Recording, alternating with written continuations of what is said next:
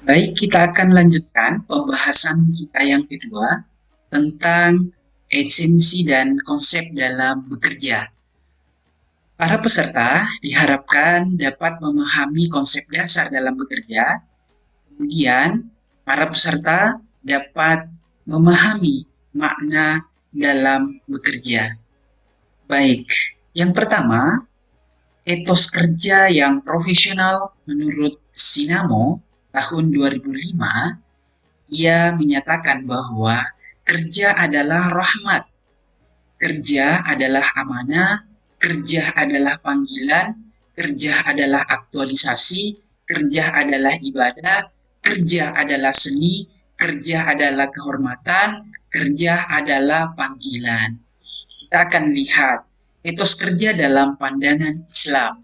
Yang pertama, pandangan Islam memandang bahwa bekerja tidak hanya sekedar mencari nafkah semata, akan tetapi dijelaskan di dalam Al-Quran surah Al-Baqarah ayat 110, dan dirikanlah sholat, tunaikan zakat, dan kebaikan apa saja yang kamu usahakan bagi dirimu, tentu kamu akan mendapatkan pahala pada sisi Tuhan atau sisi Allah.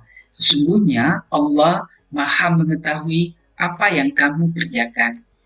Etos kerja di dalam pandangan Islam yang pertama adalah mendapatkan pahala dari Allah Subhanahu wa taala. Yang kedua adalah mendapatkan keberuntungan.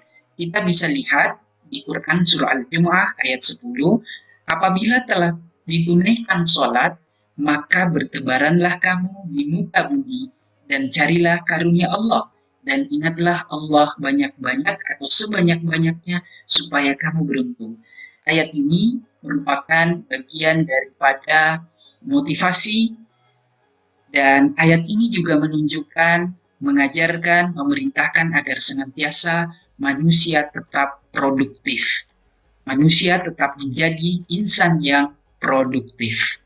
Baik, yang ketiga, seperti seorang mujahid berjuang di jalan Allah.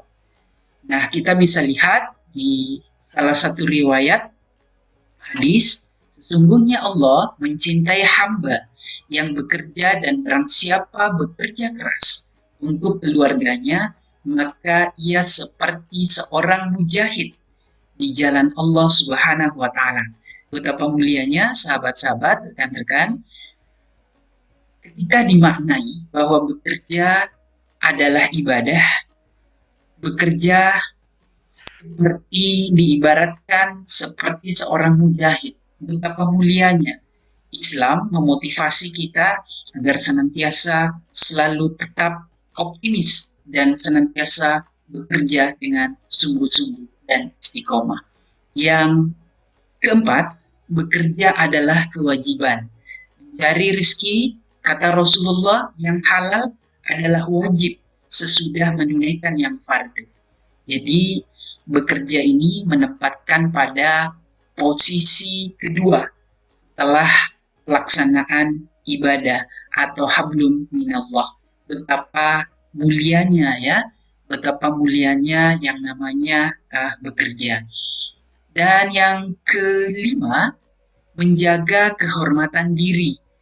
Kata Rasulullah, tiada seorang pun yang makan makanan yang lebih baik daripada makanan yang diperoleh dari hasil keringatnya sendiri. Sesungguhnya Nabi Allah Daud alaihissalam itu pun makan dari hasil karyanya sendiri. Ini dituntut atau diajarkan tentang aspek kemandirian, dan hal ini kita bisa memahami bahwa betapa tidak diinginkannya, atau bahasa yang lain, betapa dilarangnya seorang muslim untuk meminta-minta. Dilarang kita untuk bermental menjadi mental orang miskin. Baik, selanjutnya adalah bekerja dalam konsep Islam dimaknai atau dapat dipahami sebagai upaya dapat menghapus dosa dan kesalahan kita.